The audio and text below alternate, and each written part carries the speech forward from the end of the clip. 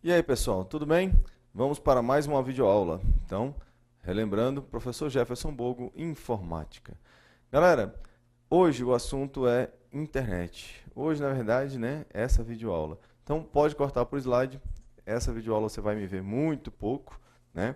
E aí nós vamos tratar de um assunto aqui que engloba, na verdade, vários tópicos do seu edital. Nós vamos falar de internet, conceitos de rede, intranet, e-mail, web e-mail, tá certo? Então você vai ver aí, na verdade, acompanhando a videoaula, você vai acompanhar no edital e vai ver aí que a gente está abrangendo aí boa parte do seu edital aí, né? Só com a parte de internet. Vamos lá. E aí eu pergunto a você, a internet que você usa hoje, ela foi concebida, ela foi criada para ser o que ela é hoje, né?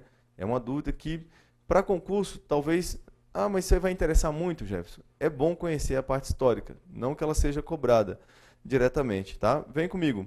A pergunta é: como surgiu a internet? Então, eu quero saber como é que teve origem a internet. E aí você vai ver que a internet ela teve origem devido a um problema, né? Assim como várias coisas foram criadas para trazer soluções a problemas, a internet também foi criada assim. Então, olha só, o contexto que nós temos aqui, né? A internet começou na década aproximadamente 60, onde os militares americanos, então olha só o conceito aqui, né, totalmente militar, eles convocaram uma galera de TI, tecnologia da informação, para que resolvesse um problema, como eu disse. O que estava acontecendo no mundo naquela época? Nós tínhamos a Guerra Fria, não é verdade? E aí os militares tinham medo que as informações já eram armazenadas em computadores, dá uma olhada aí na imagem.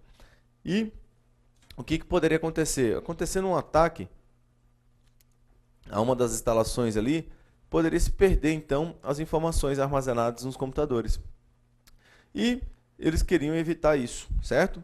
Como é que eles mantinham as informações então? Né? Se o computador A fosse destruído, por exemplo, como é que eles preservariam as informações? Copiando as informações de um lado para o outro. E como é que isso seria feito naquela época? Bom, para se fazer isso, teria que se utilizar o quê? Disquetes. Era o único meio, né, disponível naquela época. Então, era utilizado esse método aqui, ó, chamado DPC-DPL. O que é isso, Jefferson? DPC e DPL é importante? Eu vou anotar aqui? Não, não anota não. Sabe o que quer dizer DPC e DPL? É disquete para cá, disquete para lá. Então, literalmente, as pessoas, né, teriam que levar os disquetes. Pensando na grande distância que havia ali nos Estados Unidos, isso aí seria um processo o quê? Extremamente demorado, não é verdade? Extremamente demorado. Bom, nada prático. E o que os militares queriam? Eles queriam ligar os computadores diretamente, para que eles pudessem passar informações diretamente de um computador a outro. Então dá uma olhada aqui, ó. Aqui os militares conseguiram alcançar o objetivo. Dá uma olhada. As informações agora passando diretamente de máquina a máquina. Bom, então isso aqui resolveu o problema? Sim, resolveu o problema porque não precisava mais ficar carregando disquete. Mas os computadores já não eram interligados? Não a longa distância. E não nesse modelo aqui. Era algo mais ou menos assim, ó, centralizado, e não a grande distância. E esses terminais que estão em volta, pode cortar para mim, eu vou mostrar aqui, né? Embora você já esteja percebendo. Esses terminais que estão aqui em volta, eles eram chamados terminais burros. Eles não tinham capacidade de processamento nem de armazenamento. Tudo era executado no servidor, que eram grandes computadores, né? E até hoje são utilizados, chamados de mainframes. Bom, isso aqui não atendia ao propósito. Por quê? Pode cortar para a tela ali de novo. Olha só, pensa aí como militar. Como militar, o que você teria que destruir aqui? Bastava destruir o servidor, né? Destruir o servidor, bum, acabou a comunicação. Os terminais dependiam dele. Bom, veja só então, nesse outro esquema que eu tenho aqui, dá uma olhadinha aí. Se por acaso o inimigo destruísse o caminho entre A e B, por exemplo, né? Pá, vai lá, explodiu. Bum. A e B ainda assim poderiam se comunicar? Sim, poderiam. De que forma? Utilizando C, né, para fazer essa ponte. E aqui tem um detalhe muito importante, galera. Então nós chamamos isso aqui de rotas, né? A internet ela possibilita o quê? Várias rotas, tá ok? Então eu estou usando o C como uma rota. Lógico que talvez a melhor rota fosse falar diretamente com B através do caminho que eu tinha, mas eu não tenho mais, não tem problema. E se o computador A for destruído? Bum! Então as instalações ali onde tem o computador A, B e C, por causa disso, parariam de conversar? Não, não iriam parar de conversar, tá? B e C continuariam trocando informações, digamos assim, normalmente, né? A não faria falta nenhuma, não há dependência nenhuma do computador A, tá ok? Então fica a dica para vocês. O que eu tenho aí então, galera?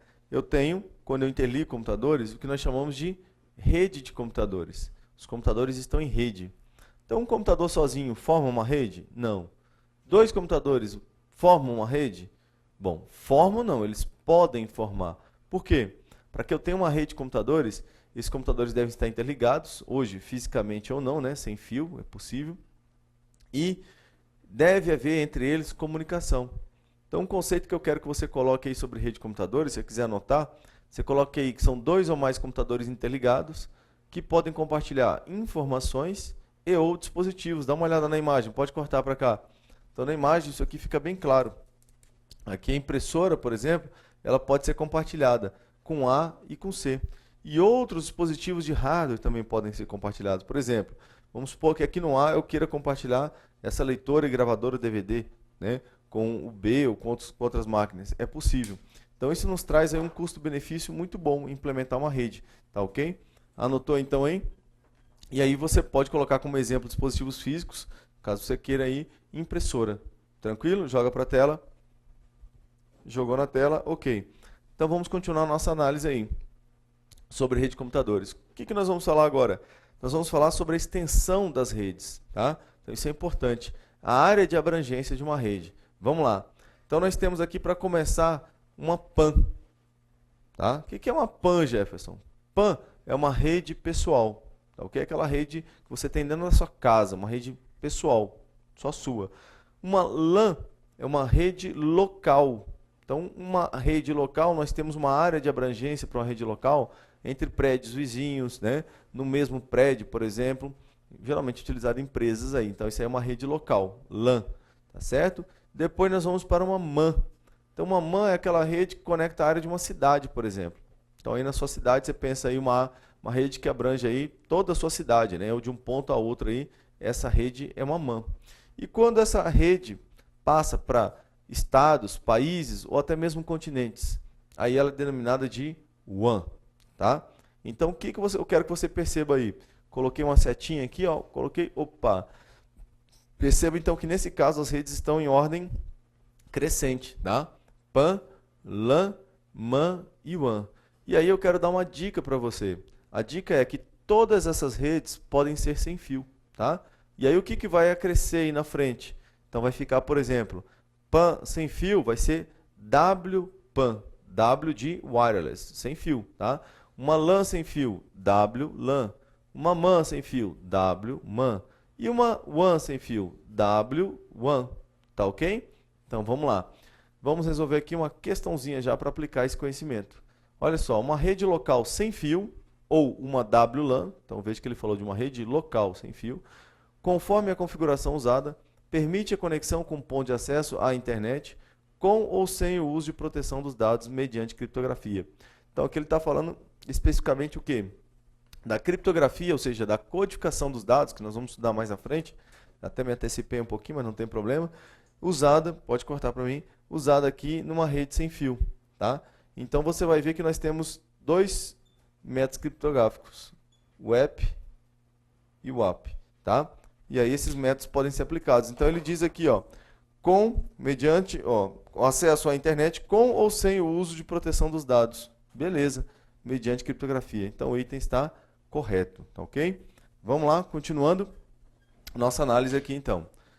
Corta aqui, pode cortar. Cortou lá para a tela, ok. Vamos lá, dá uma olhada aqui. A nossa fase agora é de expansão da internet. Então o que aconteceu aqui, galera? A internet, né, ela atingiu o seu propósito, o pretendido pelos americanos, pelos militares americanos. Então eles construíram, dá uma olhada na imagem que apareceu para você, uma rede de computadores interligados. Então suponha que essa rede aí, ela esteja conectando em um estado, lá dentro dos Estados Unidos, tá? Bom, mas isso apenas em um estado não atenderia o propósito total. Então, obviamente que outras redes foram criadas. E aí você vê na imagem aí, duas redes de computadores, correto? Duas redes, porque são redes isoladas. Mas se eu conectar essas redes, quantas redes eu tenho agora? Uma rede, tá? Então veja, várias e várias redes foram surgindo pelos Estados Unidos. Várias e várias redes. Observando aí, ó. Pá, pá. E aí você vai observando também que quanto mais redes eu tenho, mais rotas possíveis eu posso ter entre essas redes. Ou seja, fica cada vez mais difícil parar totalmente a comunicação nessa rede. Você pode observar aí que, mesmo destruindo grande parte da rede, a outra parte continuaria se comunicando normalmente. Ok. Aí o que vem depois, então? Que esse objetivo foi alcançado e tal. A Guerra Fria, ela, vamos dizer assim, esfriou de vez, né? Ela foi para o espaço. E aí o que aconteceu? Aconteceu que empresas privadas e universidades também tinham as suas redes de computadores, né? A tecnologia empregada na internet, os protocolos, toda a tecnologia, ela não foi fechada, por incrível que pareça, né? Ela era aberta. Não existia ainda, nessa época, o conceito de software livre, tá certo? Não existia, mas era muito comum que os programadores já trocassem os códigos fontes. E, vamos lá, aí eu tenho agora redes aqui, ó, vai aparecer para você aí, uma rede não militar. E o que eles queriam agora? Essas universidades, empresas, né? Eles queriam também se conectar a outras universidades e a outras empresas. Mas construir essa estrutura aí que os militares construíram naquela época, né, e hoje também, é extremamente caro. Então eles pediram ao governo, será que a gente não pode usar a estrutura de vocês? Vejam, utilizar a estrutura não significa necessariamente que eles teriam acesso às informações dos militares, tá? Eles iriam utilizar o caminho, a estrutura. E o governo, obviamente, vislumbrando aí grandes possibilidades, permitiu que isso acontecesse. Então o que você percebe agora? Que tem várias redes não militares conectando-se, utilizando essa estrutura que os militares haviam construído, né, por todo o país. Então olha só que no final o que eu tenho aqui, galera? Eu tenho uma rede, né? Uma rede de computadores, vários computadores interligados, tá ok?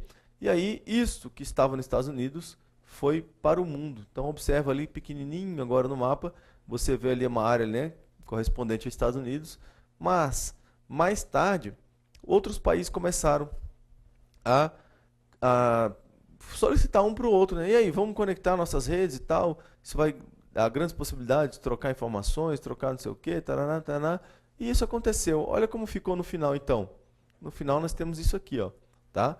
Nós temos uma grande rede com abrangência o quê? Mundial. O que nós temos aqui, galera? Nós temos uma WAN, né? Devido à área de abrangência aí, nós temos uma WAN, um W. Mas essa WAN, ela é formada por quê?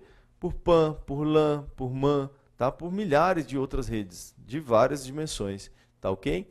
Bom, e aí vem para você o conceito, então, do que é internet, né? Por que nós a chamamos de internet? Quando é que eu tenho uma internet, digamos assim? Quando eu vou unir uma rede com uma outra rede. Então, uma rede mais uma rede, isso é o quê? Isso é internet. Olha que bonitinho as letrinhas caindo. Veja que não tem, né, essa divisão no nome, tá? Não tem, você sabe disso. Mas eu coloquei só para explicar o nome internet. Então, corta para mim aqui. Então, não tem isso aqui, você sabe, tranquilo. O que é net? Net significa rede em inglês. Inter vem de interligar, interconnection. Redes interligadas. Esse é o nome internet. Então, o que eu vou anotar como conceito de internet? Uma coisa importante que você tem que saber de internet. Pode cortar para a imagem aí. O pessoal não fica me vendo apagando aqui. Beleza. Então, o que você tem que saber? Uma coisa importante sobre internet. Que ela é uma rede de computadores descentralizada, tá ok? Não há um ponto único, um ponto crítico na internet. Tipo um computador que eu destruo e acaba toda a minha comunicação. Isso já caiu em prova. Ela é formada por milhares de redes, já falamos, e que ela tem abrangência mundial, tá certo? Então, isso aí são os tópicos mais importantes sobre a internet que eu tenho que lembrar. Durante a aula, obviamente, nós estaremos vendo vários assuntos, né, relacionados à internet, ok? Bom, e agora uma coisa importantíssima para você, candidato aí a um concurso público, né? Eu sei que a maioria já sabe, já está assistindo essa aula apenas para revisar. Quem está começando agora também não tem problema, não fique preocupado que você vai saber agora.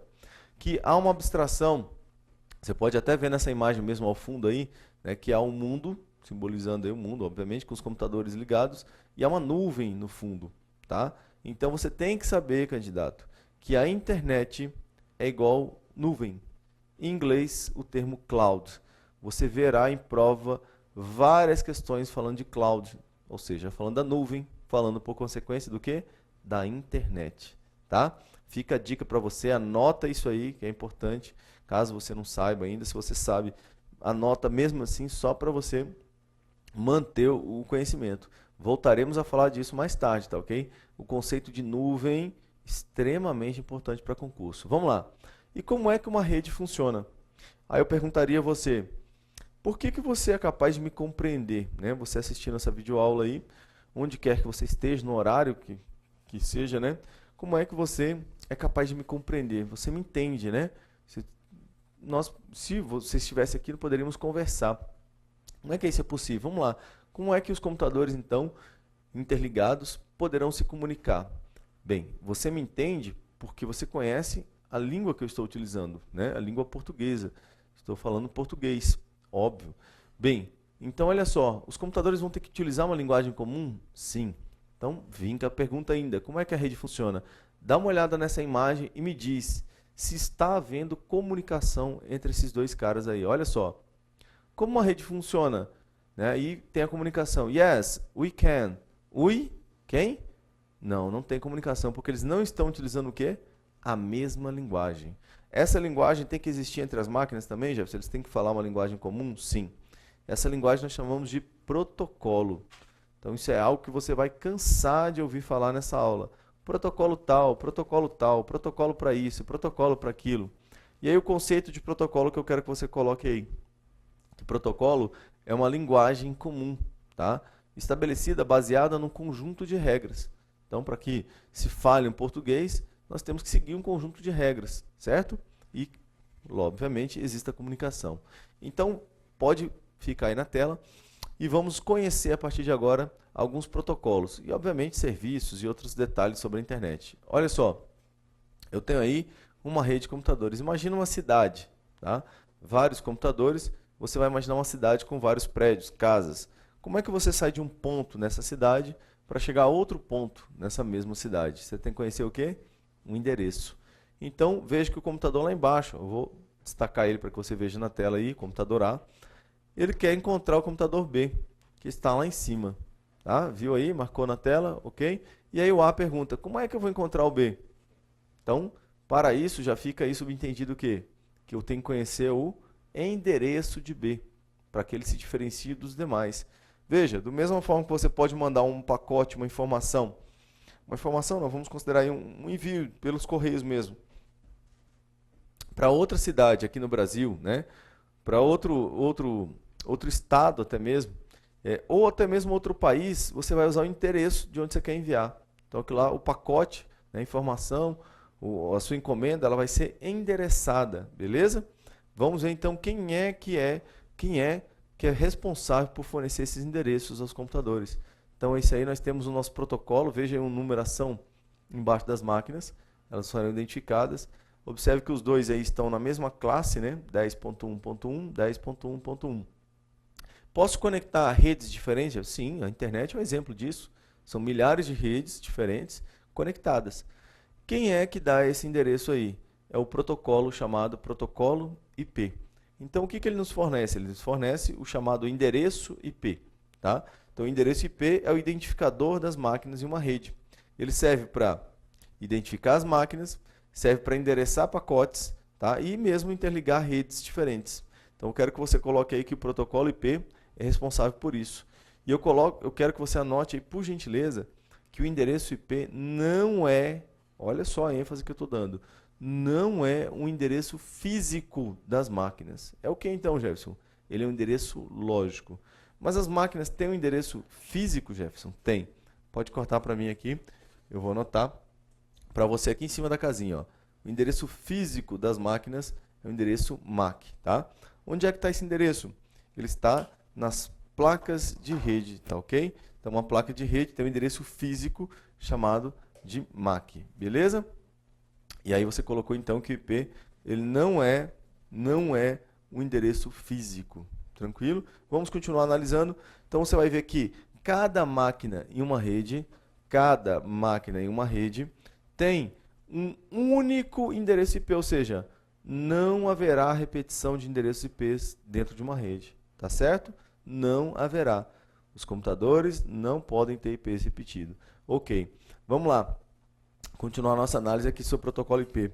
Você lembra que eu falei a você lá no início que o endereço IP, ou desculpa, o endereço IP não, a internet ela não foi criada para ser do tamanho que ela é hoje? Não foi criada para ser do tamanho que ela é hoje? Bom, então olha só, se ela não foi criada, vamos relembrar aqui fazendo um paralelo, você vai achar até estranho, mas dá uma olhada aqui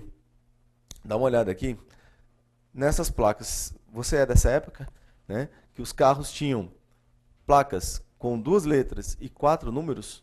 Bom, o que aconteceu com esse formato de placas? Ele não foi suficiente, não seria, na verdade, né, suficiente para atender a quantidade de carros que nós temos hoje em circulação. Isso aí você pode fazer um paralelo também, tranquilamente, com os números de telefone. O número de telefone, eles não tiveram acréscimo aí em todo o país, né, de um dígito. Em algumas cidades agora, os celulares, por exemplo, tiveram mais um dígito, mais um acréscimo, né? Por quê? Devido à quantidade de números, certo?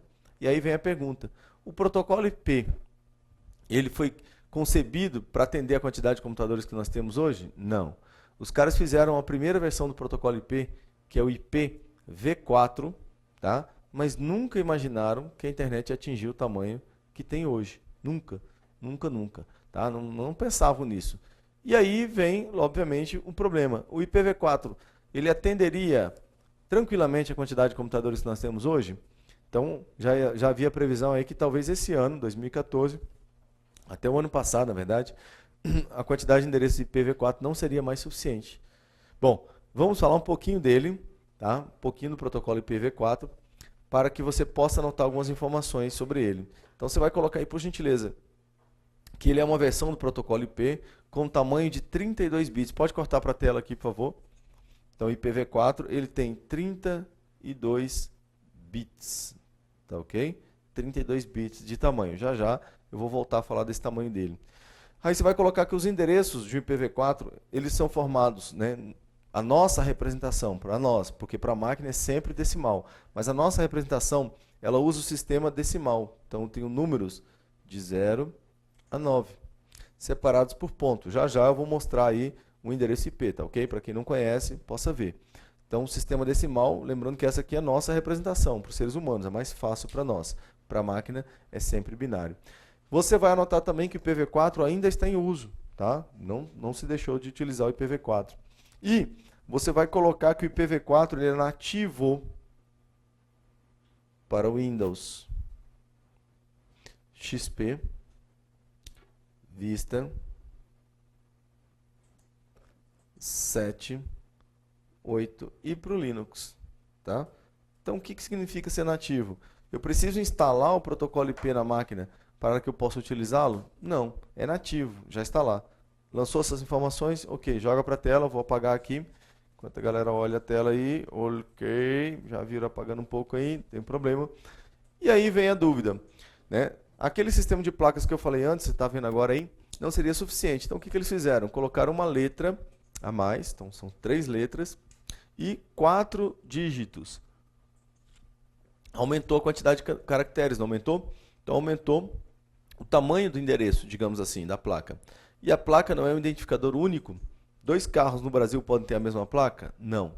Um carro no Brasil e no Paraguai poderia ter a mesma placa? Né? Não estou falando de um clone não, mas poderia, se lá utilizar sistema de placas igual ao nosso, poderia, porque é outra rede. Então você pensa assim, corta aqui para mim rapidinho. Pensa assim, né? Eu estou aqui em Brasília, por exemplo, e aí eu tenho a cidade próxima aqui, Goiânia, por exemplo. Aí olha só, eu tenho um número de telefone aqui. Uma pessoa em Goiânia pode ter o mesmo número que eu? Pode. O que vai mudar? Não são redes diferentes? Então vai mudar o DDD, correto? Se essa pessoa vir morar em Brasília, e caso ela queira manter o número dela, ela vai conseguir? Não, porque aí vai dar conflito com o meu número, que ela vai trocar o DDD, vai dar conflito, tá ok? Então joga para a tela e vem comigo. Olha só, o que aconteceu com o endereço IP? Já há muito tempo, né, eles viram que não seria, o IPv4 não seria suficiente para a quantidade de computadores que nós tínhamos na rede. Então eles projetaram, já tem um bom tempo já, que eles projetaram um protocolo IPv6. Então esse é o substituto, né, para o protocolo IPv4. O ano passado caiu uma questão em prova, falando justamente, perguntando, na verdade, né, o Ministério da Fazenda aqui em Brasília, perguntando qual era a próxima versão do protocolo IP. Então, nós estávamos no IPv4 e ele queria saber a questão só qual era a próxima versão. Bom, IPv6. Aí o que você vai anotar aí? Pode cortar para cá, por favor. Você vai anotar que o protocolo IPv6, vou colocar aqui em cima, tá? Ele tem um tamanho de 128 bits. Então você percebe aí que aumentou 4 vezes o tamanho em relação ao IPv4. Muita coisa, tá? Trilhões e trilhões de endereços a mais, muita coisa a mais. E aí você vai colocar que os endereços do IPv6, eles são formados por letras, e aí você vai colocar aqui a de A a F, e por números de 0 a 9. E os blocos agora são separados por 2 pontos. Lembra que lá era um pontinho? Agora são 2 pontos. Tá? Essa versão do protocolo IP, você pode anotar aí, não é tão relevante para concurso, mas eu vou passar para você, que ela entrou em funcionamento no Brasil no dia 6/6/2012, tá ok? Então, isso aí é mais para enfatizar que ela já está em funcionamento. E aí você vai colocar que ela é nativa. Então, ela já vem pronta, né? Não precisa instalar. No Windows, vou até antecipar aqui, que já tem antes, o Vista, o 7, o 8 e o Linux. Jefferson, e o XP? Então, no XP eu preciso instalar, tá ok? No Windows XP eu preciso instalar o protocolo IPv6. Funciona? Funciona, mas é necessário instalar. Tá? Então, se numa prova ele disser que no Windows XP eu posso utilizar o IPv6, posso. Há a possibilidade que eu utilize. Corta para a tela, eu vou apagar. Vamos lá. Lançou essas informações sobre IPv6, então vamos aplicar aqui o conhecimento. Vamos lá. Aqui primeiro eu vou mostrar a vocês, né, conforme eu tinha tido um exemplo de cada um deles. Então você percebe aqui, pode cortar para mim, por favor, em cima no IPv4. Essa estrutura aqui, ó, você tem 1, 2, 3, 4 blocos, né?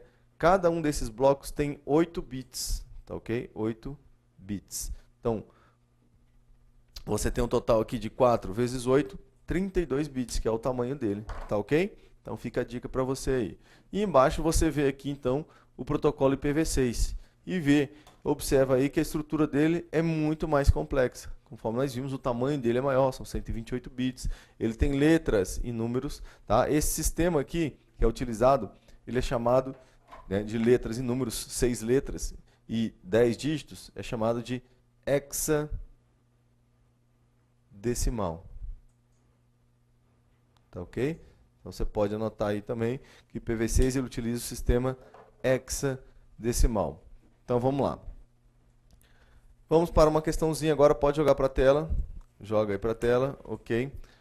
Para que o serviço de configuração de endereços IP nativo do Windows 7 permite suporte ao protocolo IPv6, é necessária a execução do aplicativo IPv6 Windows 64-bit exe, disponível no DVD de instalação do Windows.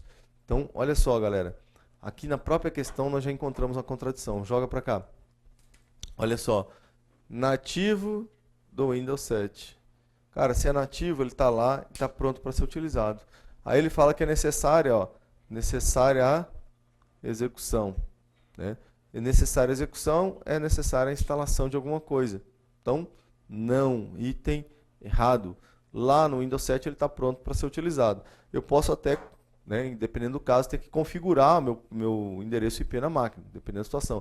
Mas a instalar o protocolo IP lá, não. Tá ok? Então, item errado. Corta para a tela. Vou apagar, passeio. Uau!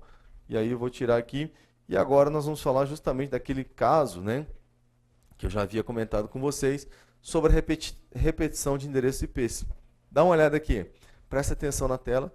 Você tem a casa da do Zezinho, né? São 2 personagens aí que você vai ver em várias aulas minhas, hein? Zezinho e Marieta. Observe que o Zezinho utiliza na sua casa uma rede de computadores com 2 computadores. Marieta, idem. Né? 2 computadores. 2 computadores. E o que você observa aí? Que os IPs do Zezinho e da Marieta são iguais. Bem, tem problema? Não. Por quê? Porque cada um está na sua casa, né? Dentro da sua casa não há problema nenhum. As redes que eles utilizam não se comunicam, não é verdade? não há comunicação entre elas. Então não há problema nenhum, tá certo? Bem, e agora vamos aqui então contar a historinha do Zezinho e da Marieta. Olha só, vamos supor que o Zezinho e Marieta, vamos supor que o Zezinho e o Marieta, tá? Eles sejam namorados. E depois eu vou contar essa história aí quando eles se conectam à internet, tá? Eu vou contar essa história aí quando eles se conectam à internet, ou seja, eles vão para a mesma rede, não vão? Mas por enquanto vamos ficar aqui na casa deles. Corta para mim então, já já, no próximo bloco, tá ok?